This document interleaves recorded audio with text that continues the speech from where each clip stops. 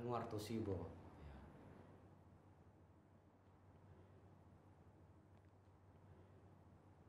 Memang dalam tesis saya mencoba melihat tentang perbudakan yang terjadi di Sulawesi Selatan dengan satu sudut pandang yang berbeda dengan orang-orang Belanda.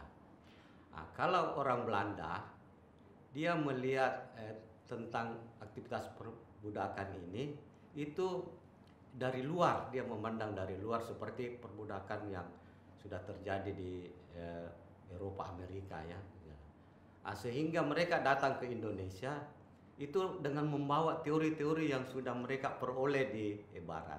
Nah, itulah sebabnya maka seringkali dikatakan bahwa orang Belanda ini melihat Indonesia dari geladak kapal. Jadi dia tidak turun tapi dia melihat Indonesia dari geladak kapal. Ada juga yang mengatakan bahwa para penulis Belanda ini melihat Indonesia ini dari atas gerbong kereta api.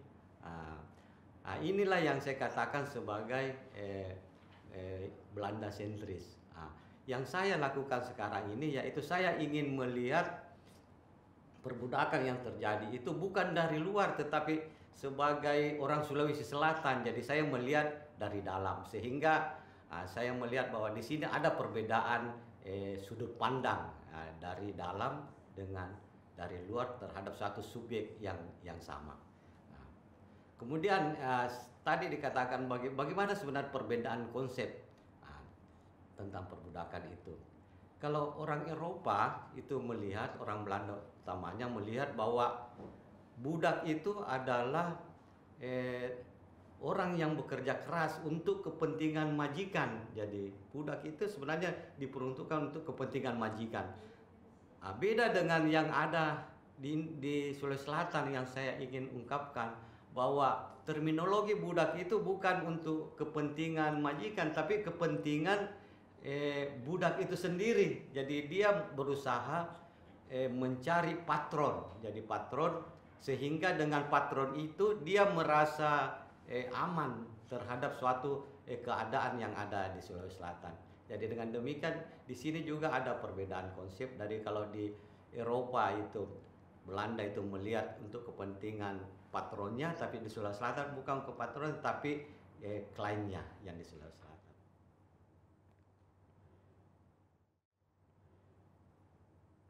Saya sudah katakan dalam tulisan ini bahwa perspektif yang saya lakukan ini dalam tulisan saya ini merupakan perspektif yang antitesis, ya, antitesis terhadap tesis yang sudah dibuat oleh orang Belanda. Nah, seperti tadi yang saya katakan.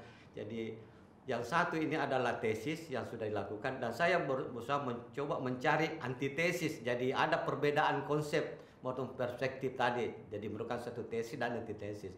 Dengan harapan bahwa ini menjadi suatu penting bahwa untuk ke depan ini akan lahir suatu pendekatan baru yang mencoba melihat perbudakan ini secara menyeluruh. Karena orang Belanda mencoba melihat perbudakan ini dengan berpikir deduksi, ya deduksi itu jadi deduksi. Sementara saya melihat perbudakan ini dengan cara berpikir induksi. Antara berpikir deduksi dan induksi ini perlu disatukan untuk mencapai suatu kebenaran yang mungkin lebih mutlak.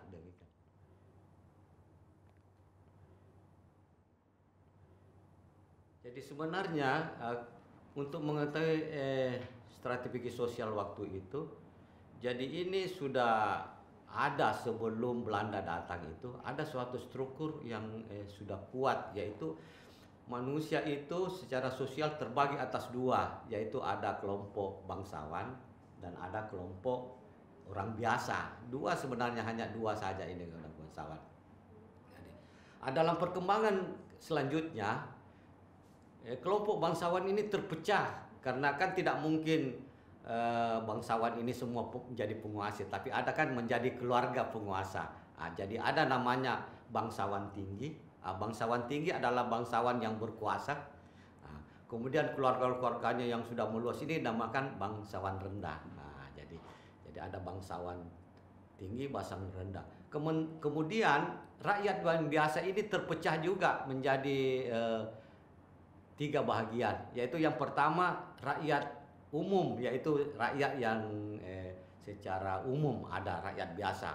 Terus yang kedua adalah rakyat yang dimerdekakan. Makanya ada namanya orang merdeka. Orang merdeka itu sebenarnya adalah budak yang sudah dimerdekakan. Jadi ada kelompok orang merdeka, terus ada yang kelompok ketiga adalah budak yang belum merdeka. Jadi kan demikian orang biasa ini terbagi atas orang biasa, orang merdeka dan budak. Itulah struktur yang terjadi sampai pada abad ke-19 itu dalam perkembangannya.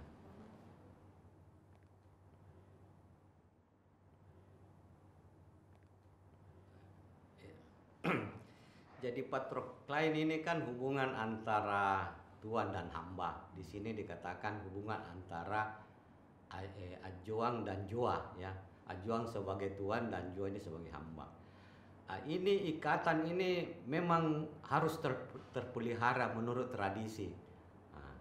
Dalam arti bahwa seorang jua atau seorang hamba itu selalu mencari perlindungan terhadap suatu pemimpin, ya.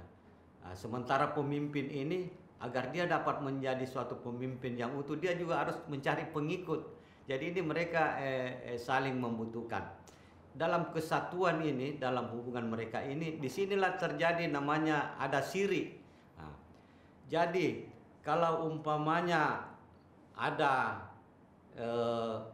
persoalan yang dihadapi oleh suatu joa atau suatu klan itu, umpamanya dia kehilangan harta benda, umpamanya kerbau, maka patronnya itu mengaku bahwa yang hilang itu itu adalah milik saya. Jadi mereka mengakui bahwa milik apa yang dimiliki oleh bawahannya itu adalah milik atasan juga. Mungkin ya seperti di daerah Jawa mungkin ada juga konsep begitu. Demikian pun juga kalau ada tantangan, umpamanya ada lawan atau tantangan terhadap dia punya atasan, patron ini, maka yang harus bertanggung jawab juga ini adalah kliennya itu untuk membela. Jadi saling membela antara patron klien dan patron klien ini dalam suatu kesatuan namanya siri.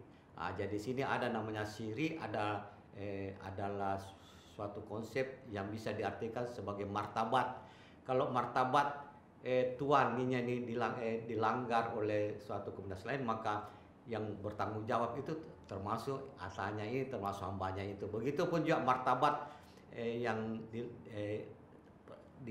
dihalami oleh hamba atau klien ini juga ini merupakan tanggung jawab dari dia punya atasan. Nah, inilah namanya kesatuan siri, jadi kesatuan untuk menjaga martabat agar supaya ini dapat berjalan dengan baik.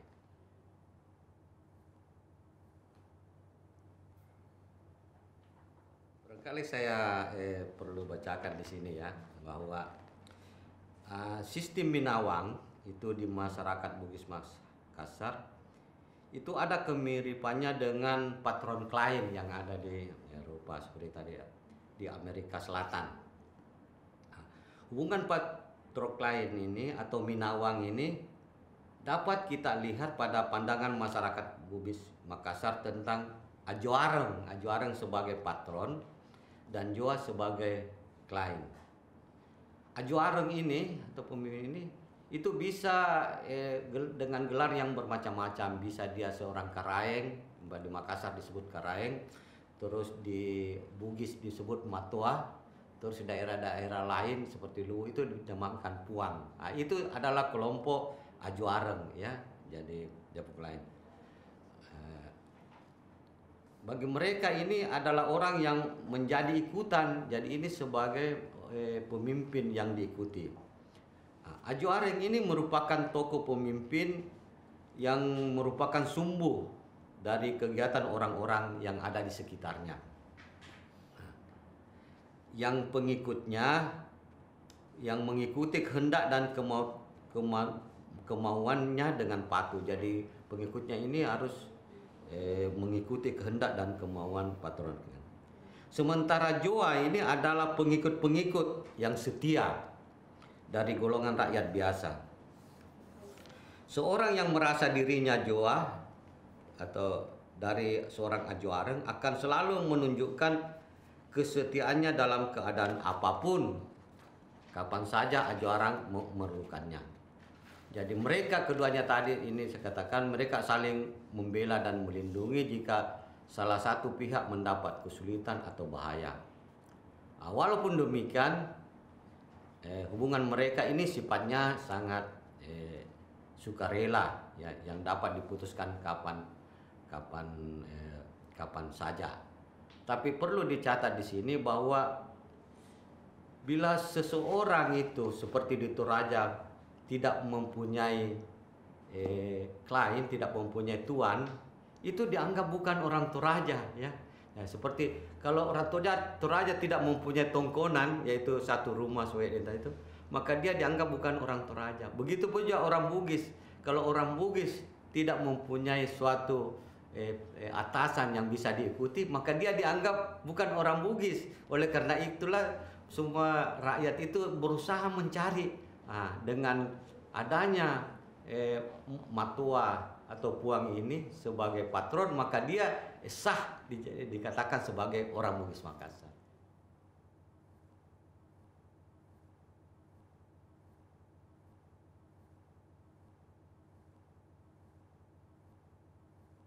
Jadi pada akhir abad ke-19 itu ada suatu kampung yang berada di Maros itu jatuh ke tangan Belanda, ya, dikuasai oleh Belanda.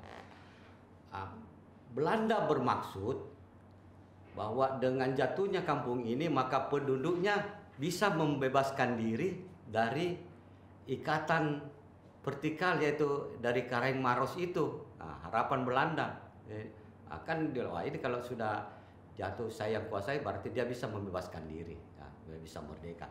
Tetapi ternyata penduduk di kampung itu tidak bersedia.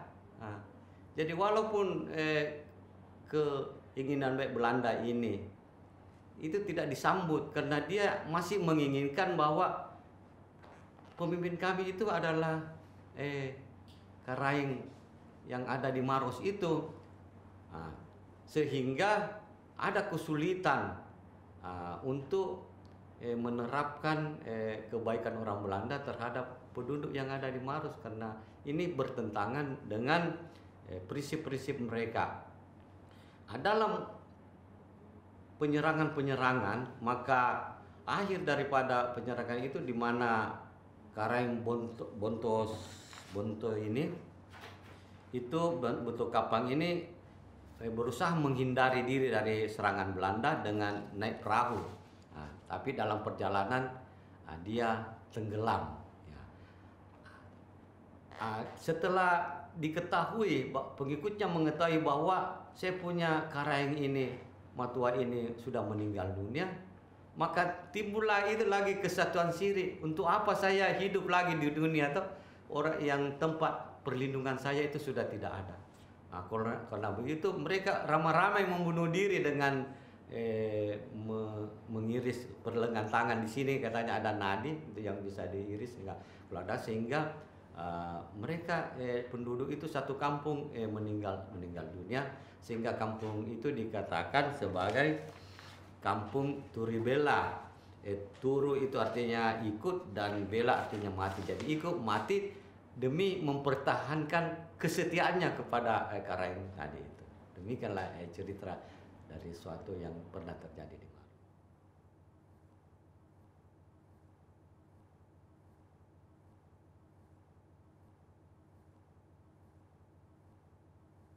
Jadi kalau kita melihat undang-undang yang dikeluarkan oleh pemerintah Belanda bahwa mulai 1 Januari 1860 itu perbudakan itu sudah dianggap tidak ada, ilegal, ya. Undang-undang yang dikeluarkan oleh pemerintah Hindia Belanda ini itu mendapat reaksi, ya, dari pemimpin Ajo Areng tadi ini, pemimpin-pemimpin yang ada di Sulawesi Selatan. Karena mereka menganggap bahwa jangan disamakan budak dengan jiwa yang kami miliki ini dengan budak. Kalau itu disamakan, ya itu adalah sesuatu yang tidak benar, karena ini merupakan suatu lembaga kuno yang sudah ada sejak dulu. Jadi siapa mereka yang bekerja di kebun saya, mereka yang ikut di rumah membantu, itu adalah bukan budak menurut pemimpin. Maka jika ini mendapat reaksi yang keras dari pemimpin.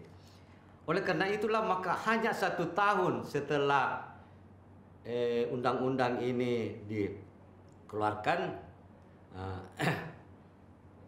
ini dihapuskan lagi ya. Jadi oleh karena itu maka 1 tahun kemudian Gubernur Jenderal mengatakan bahwa undang-undang ini yang berlaku ini tidak berlaku bagi budak-budak yang ada di Sulawesi Selatan. Jadi 1 kemudian dia direvisi undang itu tidak berlaku karena dianggap ini adalah suatu warisan yang dari bukan budak yang sebenarnya. Dan masalah penghapusan ini sebenarnya sangat berbahaya kalau diterapkan di Sulawesi Selatan. Kita akan mendapat suatu reaksi yang sangat besar.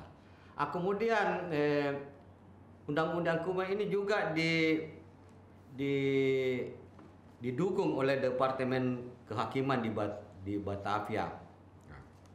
Bahkan gubernur yang ada Sulawesi Selatan itu mengatakan bahwa budak-budak pribumi tidak terdaftar sehingga tidak ada masalah. Yang budak-budak yang terdaftar saja yang harus ada pembebasan, tapi yang pribumi ini kan tidak ada daftarnya ya, karena memang itu sesuatu yang terlepas dari kontrol dari administrasi pemerintahan Belanda. Dan bagaimana juga ini adalah suatu lembaga sosial kuno, dan kalau kita akan menghapuskan ini sangat berbahaya. Jadi itu sebenarnya perbedaan konsep itulah yang sebenarnya yang terjadi setelah ada undang-undang, konsepnya tidak sama, mereka ada reaksi dari dan itu dibenarkan oleh gubernur maupun Departemen Kehakiman.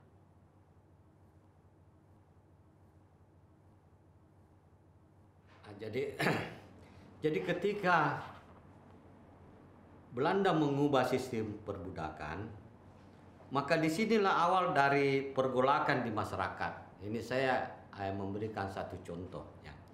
Satu contoh pergolakan yang terjadi pada tahun 1863. Regen atau penguasa pemerintah Belanda di daerah Camba ini, dan kedua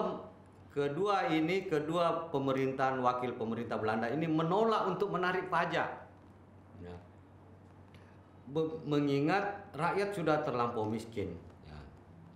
Kemudian pelaksanaan kerja paksa yang banyak menyita waktu sehingga petani merasa terganggu untuk menggarap sawahnya. Di samping itu mereka juga menolak kehadiran petugas pemerintah Belanda di daerahnya karena mereka merasa tidak memerlukannya. Serta segala bentuk kerjasama dengan Belanda juga mereka tolak. Nah, karena itulah maka Belanda kemudian mengirim pasukan ke daerah tersebut. Jadi intinya bahwa terjadi pergolakan setelah sistem perbudakan ini dihapus ya, karena itu tadi bahwa sistem yang diberlakukan itu seperti menarik pajak, kerja paksa, terus pemerintahan, wakil pemerintah itu semuanya suatu hal yang baru yang belum terbiasa dilakukan sehingga mereka mengadakan suatu pergolakan di satu daerah.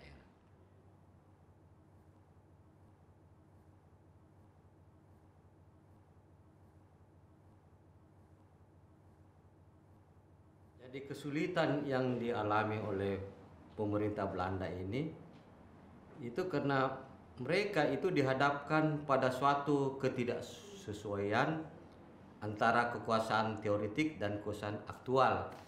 Dalam arti kata bahwa secara teoretik memang perbudakan itu harus dihapuskan ya, tapi secara aktual dia susah menghapuskan karena yang mana dianggap sebagai budak ya, yang dia jadi ada perbedaan secara teoretik, yang mana ini yang dimaksud budak, sementara orang Belanda sendiri juga menggunakan tenaga budak di rumah-rumah mereka, di kantor-kantor mereka. Jadi secara teoretis ada perbedaan, sehingga inilah kesusahan. Terus kesuatu yang terakhir itu bahwa daerah-daerah yang di Sulawesi Selatan ada juga kan daerah yang tidak sepenuhnya dikuasai, itu diserahkan kepada wakil pemerintah. Di situ bagaimana caranya untuk menghapuskan perbudakan? Nah, sementara pemerintahan Belanda ini goyah di daerah itu, jadi tidak ada tindakan yang lebih tegas karena.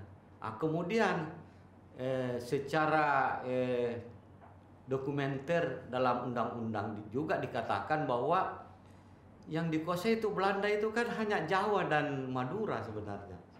Sulawesi ini dianggap bukan wilayah Belanda dalam undang-undang itu.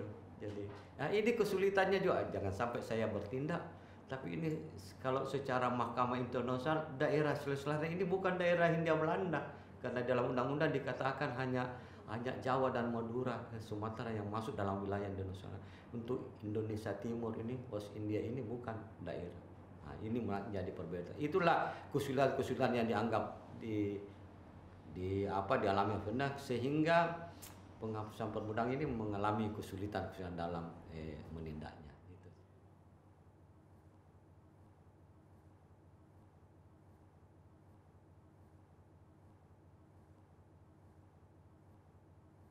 Jadi setelah perbudakan dihapuskan, pemerintah Belanda dan orang Belanda itu kan masih membutuhkan tenaga kerja, ya. Nah, dia membutuhkan tenaga kerja. Dengan demikian harus ada pikiran bagaimana merubah sistem perbudakan dengan sistem yang lain, tetapi sebenarnya sama saja sistem itu. Maka Belanda menemukan bahwa kita memakai satu sistem yang namanya korve, artinya tanam paksa, ya, di dalam itu adalah tanam paksa. Dengan berlakunya tanam paksa dan pajak ini, maka orang Belanda bebas mengambil tenaga kerja dari daerah-daerah untuk didatangkan sebagai tenaga kerja, dan itu kedudukannya ya sama juga dengan perbudakan. Hanya di sini dianggap sebagai kerja paksa untuk pemerintah. Ini alasannya. Jadi itu ada konsep yang baru, yaitu sistem korve, dan sistem yang demikian ini juga ditemukan di dalam tradisi masyarakat Sulawesi Selatan. Kalau hubungan patron klien tadi ini juga sudah mulai memudar karena orang sudah merasa bebas, maka pribumi ini memperoleh konsep yang namanya kasuwiang. Jadi di sini di Makassar dan Bugis itu ada namanya konsep kasuwiang, yaitu bagaimana seorang rakyat kecil itu bisa mengabdikan diri kepada seorang raja, baik dalam bentuk tenaga kerja maupun usaha-usaha yang lain yang dipersembahkan. Jadi ada dua konsep. Belanda menggunakan konsep korvi atau tanam paksa, sementara pribumi menggunakan konsep kasuwiang, yaitu konsep pengabdian yang pada dasarnya sama aja dengan praktek-praktek perbudakan yang ada.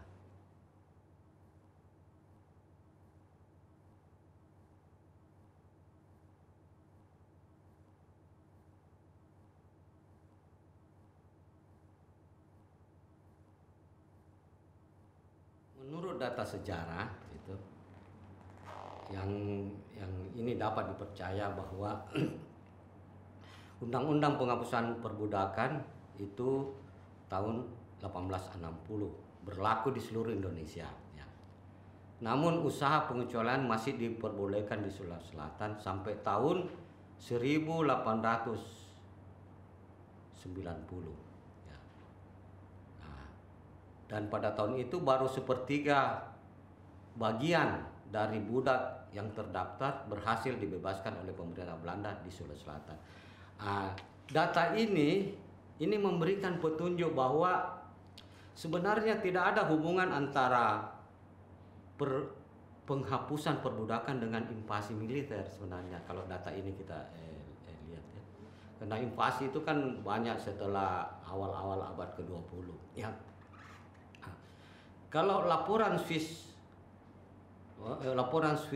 Fritz dan Paul Saracen tentang transportasi budak yang mereka temui pada tahun 1895 di kota Koto Enrekan, ini laporannya. Ini sebenarnya mempertegas bahwa Desa Koto ini adalah salah satu daerah lintasan jaringan perdagangan budak. Ini sebenarnya informasinya. Dan budak tersebut bukan untuk dibebaskan, tetapi akan diperjualbelikan di pelabuhan terdekat, yaitu Pelabuhan Supa Parepare. Dengan demikian kita dapat mengatakan bahwa invasi militer di Sulawesi Selatan ini penindasan antara perbudakan primo atau penghapusan perbudakan sering dijadikan kambing hitam. Jadi ingin pemerintah Belanda dalam suatu invasi militer selalu dia mengkambing hitamkan, menganggap bahwa saya invasi ini karena dalam rangka penghapusan perbudakan. Itu selalu menjadi alasan India Belanda. Dan ini dikutip oleh Bernhard ini, jadi sejarawan Swiss ini mengutip lagi itu, padahal sebenarnya bukan itu alasannya. Ya, untuk mengetahui alasan sebenar invasi dari militer ini, ya seperti saudara perlu datang lagi untuk wawancara untuk mengetahui sebenarnya, karena hal ini tidak bertentangan dengan data-data yang ada di Sulawesi Selatan. Jadi tidak ada hubungannya antara invasi dengan penghapusan perbudakan. Jadi apa yang dikatakan oleh Bernhard ini menurut saya saya tidak melihat hal itu.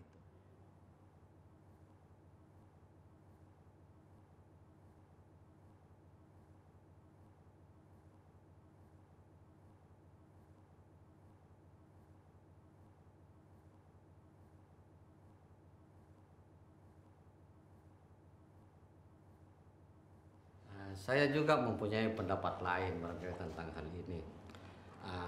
Menurut apa yang saya ketahui, yaitu ekspedisi ilmiah Fritz dan Paul Saracen ini, yang pertama itu dimulai tahun 1893 sampai 96 dengan mengunjungi daerah-daerah dataran tinggi. Itu mulai dari Minahasa, terus kemudian sampai Kaili itu bukan Kaili, dan yang terakhir sampai ke Toraja. Dan ekspedisi yang kedua itu seperti yang bagian barat tadi itu adalah pada tahun 1902 sampai 1903 mengunjungi beberapa daerah di Sulawesi Selatan. Jadi di sini saya tidak setuju dengan argumentasi yang diberikan oleh Bernhard yang mengaitkan ekspedisi ilmiah Fritz dan Paul Saracen dengan intervensi militer Belanda. Apa sebabnya? Karena kalau kita melihat sejarah bahwa sejak abad 17 itu Belanda ini sudah bercokol di Sulawesi Selatan pada perang Makassar 1667 itu. Dengan demikian sejak abad 17 ini mereka sudah mengetahui sebenarnya, bahkan memetakan daerah-daerah yang sudah ada di Sulawesi Selatan. Jadi bukan sesuatu yang baru tentang daerah itu.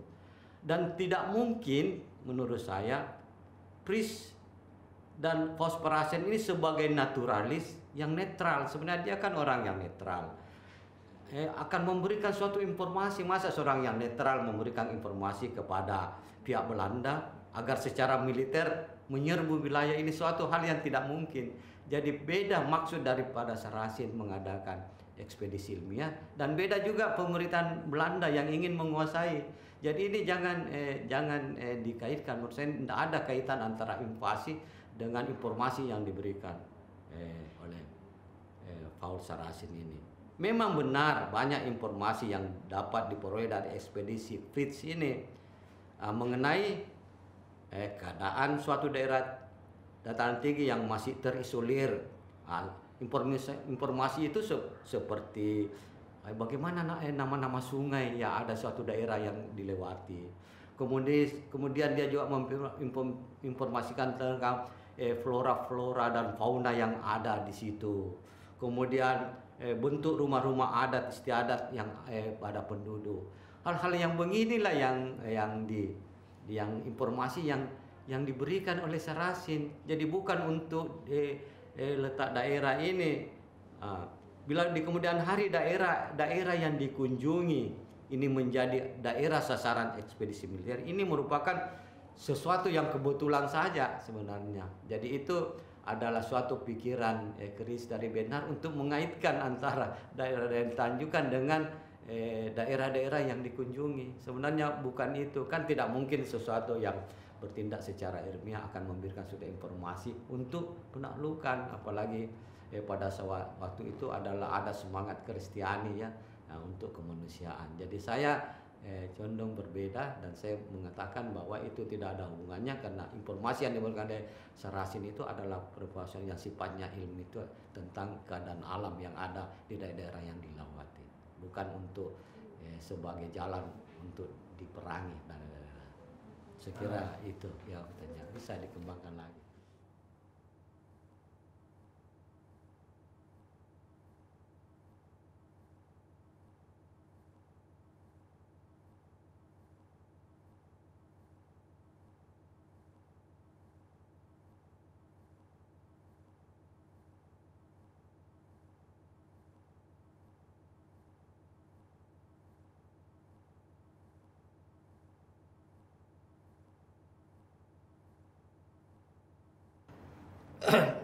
Untuk menjawab ini memang kita harus membuka laporan-laporan dari Sarasin ya.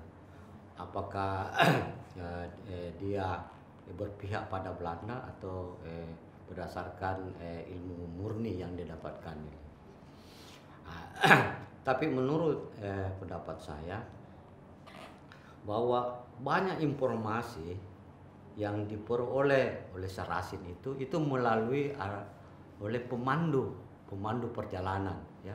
Dia pemandu perjalanan.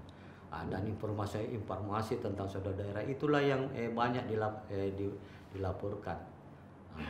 Jadi tidak mungkin Sarasin ini mengambil informasi dari Belanda, jadi informasi yang disampaikan oleh Belanda, bukan itu.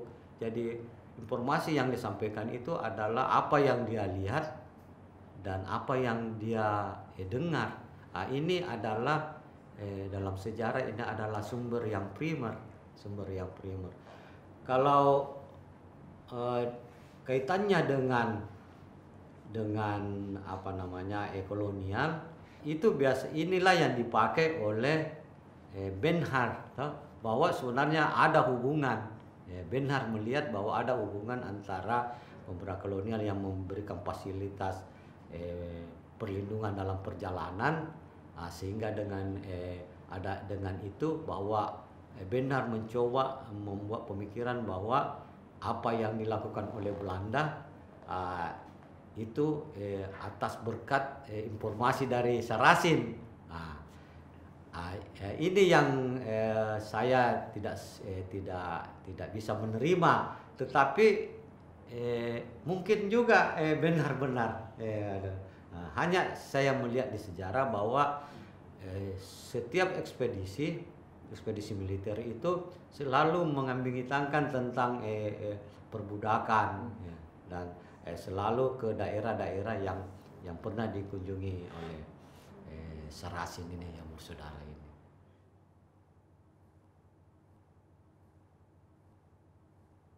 Iya, tetapi dia ya seperti saya katakan, dia kan sumber primer, karena dia mendapat data berdasarkan kesaksian langsung dengan informasi dibawa oleh pemandu. Bukan dari Sarasin tidak melihat peta dulu atau apa. Karena kalau dia lihat peta, berarti dia tidak perlu banyak pemandu. Dia sudah tahu, oh ini kita bisa lewat sini dan sini. Ya tidak, pengetahuan pemetaan itu kita bisa melihat nanti bagaimana pemetaan yang dibuat oleh kolonial dan pemetaan yang dibuat oleh Sarasin, maksudnya dalam rangka perjalanannya. Jadi melalui runtutan perjalanan itu sebenarnya kita juga bisa membuat satu peta berdasarkan perjalanan Sarasin dari sini ke sini begini, dan kita bisa menceritakan catatan hariannya yang kemungkinan besar sangat berbeda dengan pemetaan yang dilakukan oleh pemerintah Belanda. Jadi demikian saya tetap berkesimpulan bahwa Sarasen ini adalah sesuatu yang tetap murni sebagai sumber primer dia.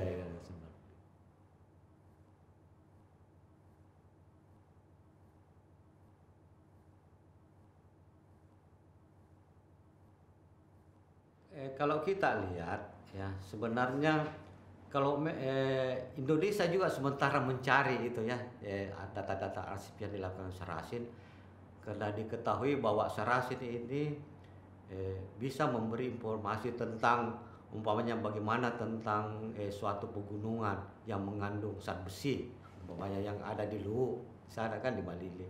Bagaimana pegunungan yang di Toraja ini mengandung besi nikel di sana tuh. Ini sementara jejaki karena semua informasi bahkan di biologi di sini ya biologi ya yang itu nama-nama tumbuhan yang diberikan itu sudah malah diinventarisir kembali bagaimana tanaman-tanaman ini menjadi suatu obat herbal, karena itu yang diketahui berdasarkan informasi yang didapatkan Sarasin dari penduduk setempat, dan itu mulai digalakkan lagi itu pengetahuan informasi dari para naturalis ini dalam perjalanannya itu. Jadi perjalanan ini sebenarnya banyak yang sangat diuntungkan ya, sebagai seorang biologi, biasa juga seorang sejarawan, budayawan, semuanya itu bisa digali kembali, dan inilah yang sebenarnya yang harus kita tonjolkan ya dalam menafsirkan kembali bagaimana perjalanan Sarasin ini di Sulawesi Selatan. Jadi saya tetap berkesimpulan bahwa jangan dikaitkan. Kalau itu memang terkait, itu hanya sebenarnya ya kebetulan saja sama daerahnya, tapi sebenarnya tujuannya berbeda. Dan itu saya tadi katakan bahwa ya perlindungan Belanda itu ya itu sama dalam rangka sama-sama memperlancar. Jadi apa yang dilakukan Sarasin itu makin banyak informasi. Saya kira begitu menurut saya.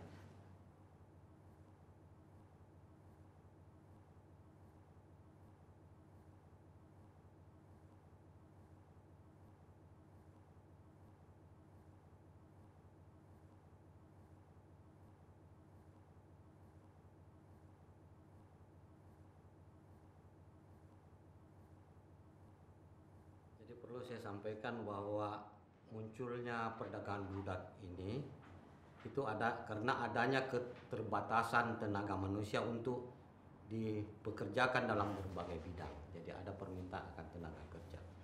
Mengingat pada waktu itu bahwa di Sulawesi Selatan ini perbudakan tidak ada, tetapi praktek-praktek perbudakan itu ada. Sehingga setiap pegawai pemerintah Belanda itu bisa mempekerjakan sampai 3 tenaga kerja. Jadi seperti yang kita lihat di gubernuran di sana, itu ada yang mengurusi kebun, ada yang mengurusi peternakan dari orang-orang Belanda itu, ada juga yang mengurusi tentang kebersihan. Jadi kalau dijumlahkan setiap pegawai pemerintah Belanda ini membutuhkan banyak pekerja, maka dengan demikian ini maka permintaan akan tenaga kerja itu budak ini itu semakin meningkat. Inilah yang mempersubur sebenarnya perdagangan budak. Terus siapa yang dipekerjakan itu? Dalam penelitian saya di situ dikatakan bahwa yang dipekerjakan itu yang dianggap sebagai budak itu sebenarnya ada 3 golongan ya. Yang pertama itu adalah orang yang kalah perang. Biasanya kalau dalam suatu perang di sini kan antara suatu kerajaan itu, kalau ada yang dikalahkan itu biasanya dijadikan budak. Bahkan suatu kerajaan itu bisa dijadikan budak, seperti perang Makassar dengan Bone. Dikatakan bahwa diperbudaklah orang Bone selama 50 tahun. Itu jadi yang diperbudak itu ya berarti semua penduduknya itu bisa menjadi budak. Jadi Kemudian selain orang yang kalah perang, itu pekerja-pekerja budak itu adalah orang-orang yang berhutang. Nah, dari mana ini? Nanti kita akan melihat bahwa kebanyakan orang-orang yang berhutang itu adalah orang-orang yang datangnya dari daerah Toraja di sana. Nah, ya. Kemudian yang ketiga yang dipekerjakan itu adalah orang-orang tangkapan. Biasanya di sini ada penculikan manusia. Itu biasanya orang sementara menangkap ikan di laut, tiba-tiba ada perampok. Jadi di sini bajak laut ini yang banyak berperan di dalam perdagangan budak. Dia tangkap terus dia jual dalam pasar-pasar lokal. Dan pasar lokal ini dalam waktu-waktu tertentu seperti yang berada di Kota Palopo, perdagangan budak ini setiap 3 bulan itu ada kapal yang datang untuk mengambil budak. Kemudian budak-budak yang ditangkap ini umumnya dipasarkan kemana? Kebanyakan itu adalah dipasarkan ke daerah Kalimantan dan Singapura. Tapi untuk memenuhi tenaga kerja yang ada di Batavia itu biasanya bukan melalui 2 pelabuhan ini, pelabuhan yang ketiga yaitu pelabuhan yang ada di Kota Makassar. Saya kira begitu yang. Jadi sebenarnya perang kopi ini adalah perang saudara, perang kopi. Jadi ada perebutan kekuasaan terhadap wilayah-wilayah area yang menjadi tanaman kopi ini, yaitu antara kelompok yang berada di bagian utara yang sekarang menjadi Toraja Utara dengan kelompok yang berada di bagian selatan yang sekarang menjadi Toraja ya. Kalau yang di utara itu para elitnya itu bekerja sama dengan elit-elit yang ada di Palopo, di Pelabuhan Palopo, sementara yang ada di selatan itu bekerja sama dengan serdadu-serdadu Endrekang yang dibawa ke Parepare.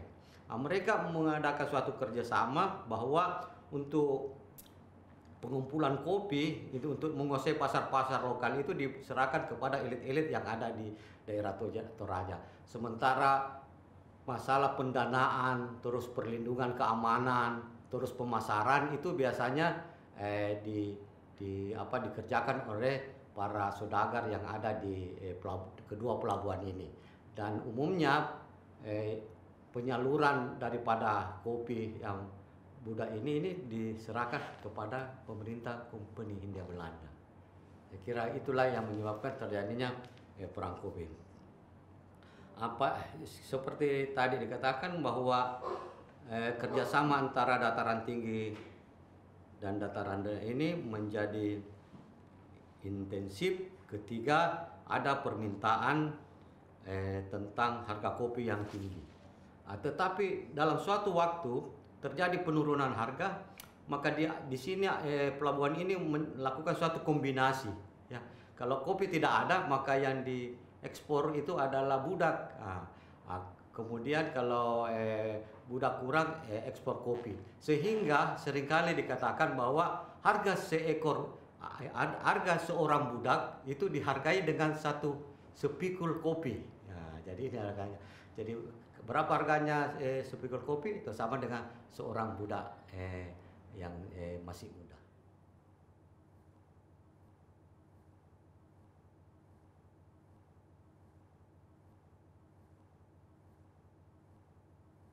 Jadi kedua pelabuhan ini memang sudah merupakan suatu jaringan perdagangan kopi.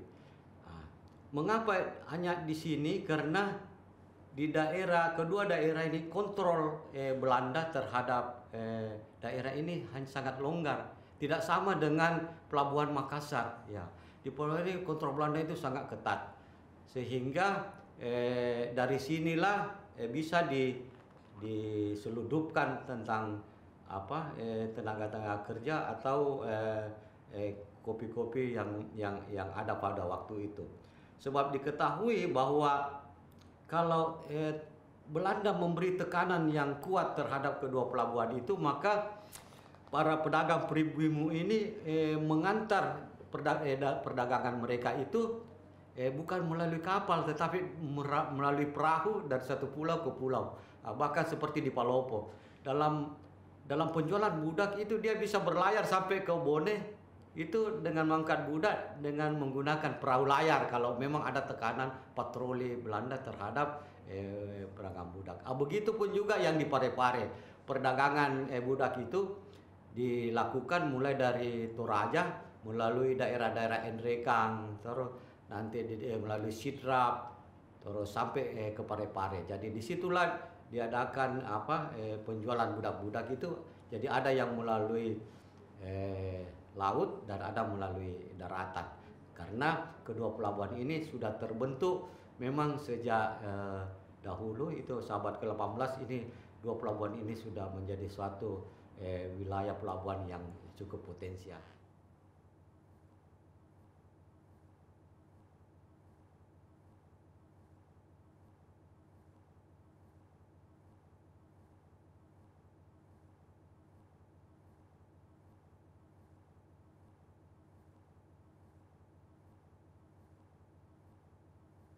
Memang kita saksikan bahwa perilaku orang Bugis Makassar itu sering dikatakan kasar, ya.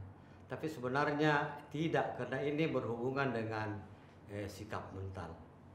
Seperti umpamanya ada orang Bugis bertemu dengan sahabat lama, biasanya sahabatnya itu ditendang, dipukul, apa semua, itu sebagai suatu tanda kasih sayang atau kerinduan. Tetapi bila orang yang dari luar Bugis Makassar melihat, wah ini kok berkelahi, sepertinya bersifat kasar, ya. Padahal sebenarnya menurut dia itu tidak demikian. Barangkali ini yang dilihat oleh orang Belanda yang ada di Cape Town itu sehingga dikatakan bersifat kasar, ya, dan keras kepala. Namun sebenarnya ya sikap-sikap inilah yang sering menonjol karena diketahui bahwa sebagian besar orang Bugis Makassar itu memang berhadapan dengan sesuatu yang keras. Dia berlayar melalui lautan menghadapi ombak yang ganas, sehingga itu mempengaruhi sikap mentalnya. Apalagi kalau dia sudah menjadi budak. Maka dengan demikian biasanya bila ada perilaku dari tuan mereka orang Belanda yang tidak manusiawi, itulah biasa dia memperlihatkan sesuatu perlawanan. Dan ini sampai sekarang banyak yang terjadi, seperti tenaga kerja yang diirim ke Saudi Arabia, bahkan ada yang membunuh tuannya karena mungkin ada perlakuan yang keras sehingga dia membunuh tuannya. Jadi itulah biasanya memang orang Bugis Makassar itu identik dengan suatu sifat yang keras, namun sebenarnya hatinya itu lembut kalau kita sudah mengetahui.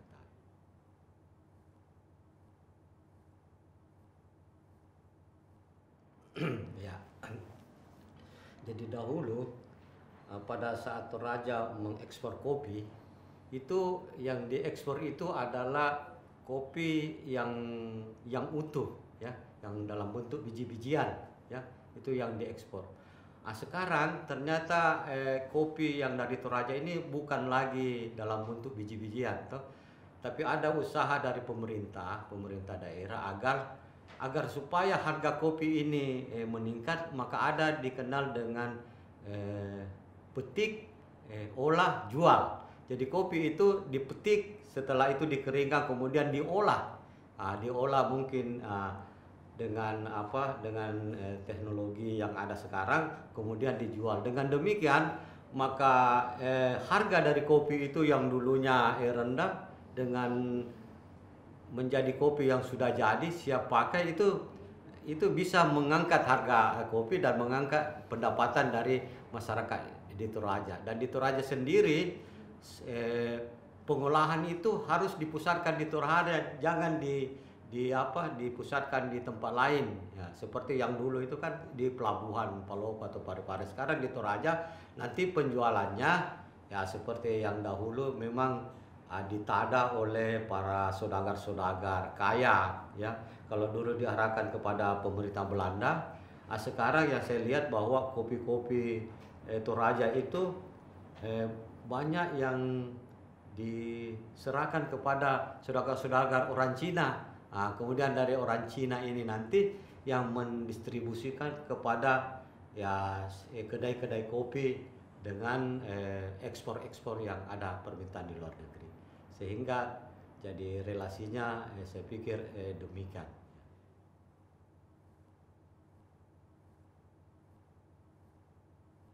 Eksploitasi yang dihadapi ini dalam hal masalah harga. Para komunitas lokal itu tidak tahu berapa harga pasaran dunia yang sana. Inilah yang digunakan oleh saudagar-saudagar kaya, itu biasa dari ada orang Cina dan orang pemerintah setempat itu untuk menekan harga. Jadi menekan harga serendah-rendah mungkin. Jadi ini saya melihat dari segi ekonomi suatu eksploitasi bukan tenaga kerja, tetapi harga daripada kopi itu yang ditekan, sementara kalau dia menjual itu bisa sampai berapa kali lipat. Jadi disinilah salah satu bentuk eksploitasi secara ekonomi yang dilakukan oleh orang-orang asing terhadap penduduk lokal yang ada di Toraja.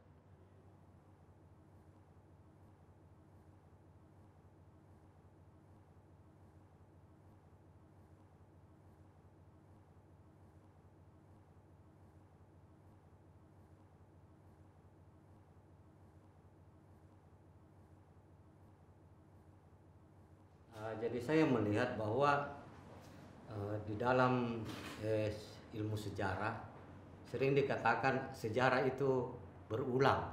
Ya. Tapi yang berulang itu adalah sesuatu yang tidak sama seperti dulu, seperti sekarang pagi, besok pagi. Walaupun sebenarnya sama, tetapi tidak sama juga. Ini ya yang saya lihat di situ. Kalau dulu Pelabuhan Parepare ini adalah tempat keluarnya para budak, ya, budak yang secara resmi, yang dikelola secara resmi.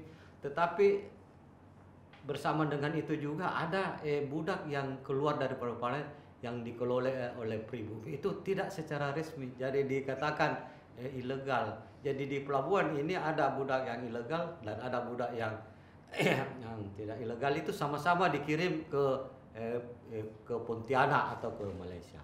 Sekarang ini keadaan itu sama aja, hanya berubah. Kalau sekarang masalah tenaga kerja, ya. Kalau kita lihat temuan-temuan yang ada di Malaysia maupun di Kalimantan, ternyata bahwa banyak pekerja-pekerja migran ini yang ilegal biasanya, sehingga harus dikembalikan. Setelah ditanya, kamu dari mana ini keluarnya? Biasanya dia mengatakan bahwa saya keluar dari pelabuhan Parepare. Ya. Jadi sekarang ini imigran yang legal dan ilegal juga keluar dari pelabuhan Parepare. Sehingga demikian saya melihat ini bahwa ada suatu pengulangan sejarah dalam bentuk yang lain terhadap pelabuhan Parepare ini, karena untuk pelabuhan Palopo itu sudah tidak ada lagi ekspor keluar. Ini dikuasai oleh Parepare, dan bukan hanya budak dan para migran, tetapi barang-barang selundupan juga yang dari Malaysia itu masuk melalui pelabuhan Parepare. Jadi ini berarti bahwa sebenarnya ada hubungan antara pengelola pelabuhan pribumi yang ada di Parepare dengan pengelola migran yang ada di Kalimantan. Jadi itu pendapat saya tentang adanya evolusi dalam bentuk yang lain itu, ya.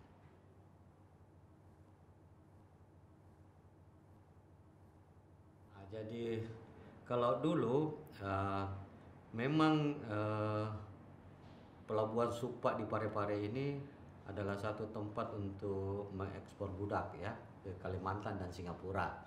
Tetapi untuk Singapura itu biasanya dia datang sekitar 3 bulan, biasanya baru datang lagi ada. Di sini ternyata bahwa dalam transaksi jual beli budak atau kopi ini juga ada ikut senjata-senjata. Inilah yang digunakan oleh ada yang apa namanya Toraja bagian selatan itu dinamakan Serdadu Sidendreng.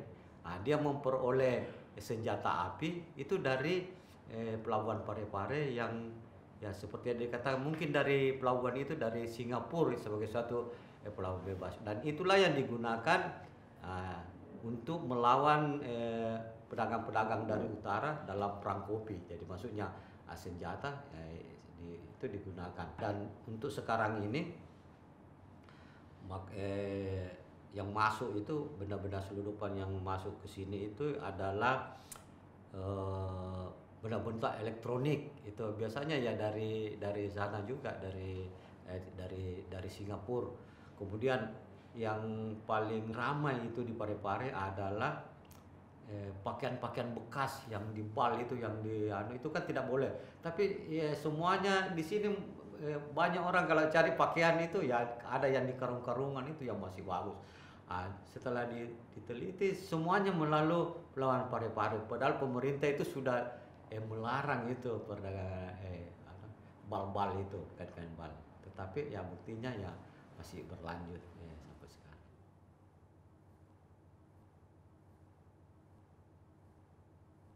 Jadi barangkali yang bisa kita pelajari dari Prakopi ini bahwa kalau kita ingin melakukan suatu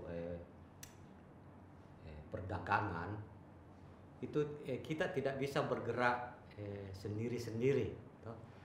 Jadi harus ada semacam patungan gitulah. Untuk kedepannya ini seperti yang di sini ada satu perusahaan besar itu namanya Bosowa. Bosowa itu singkatan dari Bone Sopeng Goa. Jadi itu persatuan antara tiga suku bangsa Bone Sopeng Goa. Mereka mengendalikan satu komunitas kan utamanya semen Bosowa, Bone Sopeng Wajo. Jadi itu ada tiga suku. Jadi dalam masa depan ini kalau kita ingin terlibat dalam suatu perdagangan tidak bisa kita bergerak sendiri-sendiri seperti juga pada zaman perang kopi ya. Itu adalah suatu kerjasama antara elit dari dataran rendah dengan elit dari luar. Jadi ada kerjasama untuk mensukseskan perdagangan, dan ini untuk masa depan ya sekarang ini ya perlu juga kerjasama antara ini untuk membangun suatu kekuatan sehingga kita bisa bersaing dengan modal dari daerah-daerah atau bangsa-bangsa yang lainnya.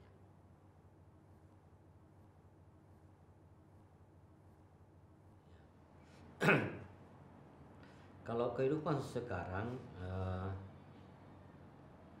patron lain itu tetap masih tetap terjadi. Kalau dulu ini dicoba oleh pemerintah Belanda bahwa hubungan patron klien ini harus ada tukar menukar dalam bentuk uang ya. Jadi mungkin saya harus membayar terhadap bawaan saya klien ini. Kalau dulu itu suatu hal yang tabu, jadi suatu yang tabu.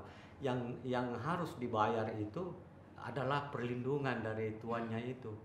Sekarang patron klien itu masih tetap ada, tetapi polanya ini sudah berubah bahwa orang mengikut kepada sesuatu yang dianggap bisa melindungi dengan cara membayar ya. Jadi ada bunga uang. Dan dengan demikian kalau sistem pembayaran ini tidak sesuai, maka kita bisa melepaskan diri, kita bisa bekerja di suatu perusahaan yang kira-kira pembayarannya lebih tinggi. Jadi tidak ada keterikatan. Kalau dulu ada keterikatan, untuk sekarang ini patron kayaknya itu ya kita harus bisa keluar. Tapi dengan ketentuan bahwa selama bekerja sedapat mungkin buruh-buruh dari orang Bugis Makassar ini harus tetap memperlihatkan suatu kesetiaan terhadap perusahaan, seperti moto yang biasa dikatakan bahwa Jangan kamu mengharapkan apa yang akan diberikan oleh perusahaan kepadamu, tetapi kamu harus mengatakan bahwa apa yang bisa saya berikan kepada suatu usaha itu, apa yang saya berikan kepada patron saya dalam suatu usaha, sehingga hubungan ini tetap langgeng dan berlanjut untuk sama-sama. Itu saya pikir untuk di masa kontemporer itu hubungan itu masih ada, tapi dalam suatu konsep yang memasukkan unsur bayar ini, uang keuangan.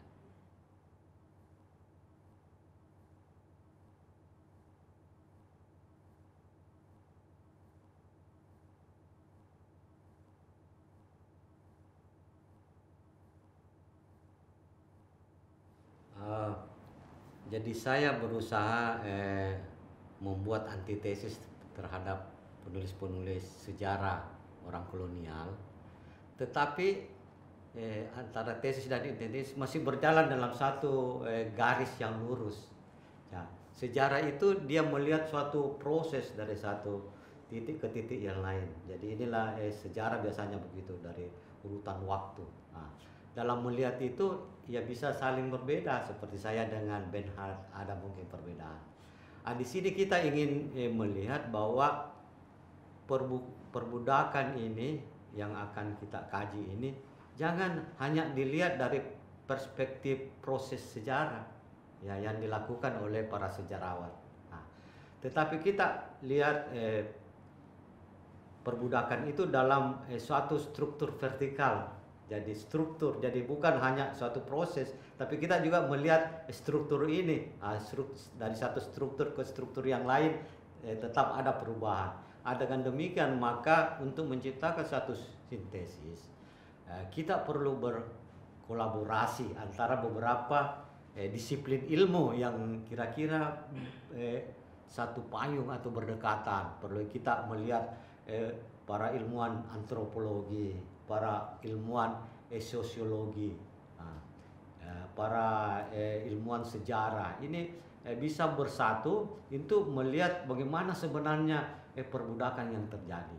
Dengan adanya multidimensi ini, maka ya barangkali kita bisa mendapat suatu fakta baru tentang perbudakan yang ada di Sulawesi Selatan dengan suatu perspektif yang lebih mendekati suatu kepastian ya, walaupun sebenarnya itu. Jadi saya melihat, dan inilah adalah suatu sintesis yang saya harapkan itu, di kesatuan antara beberapa ilmu dalam satu multidimensi.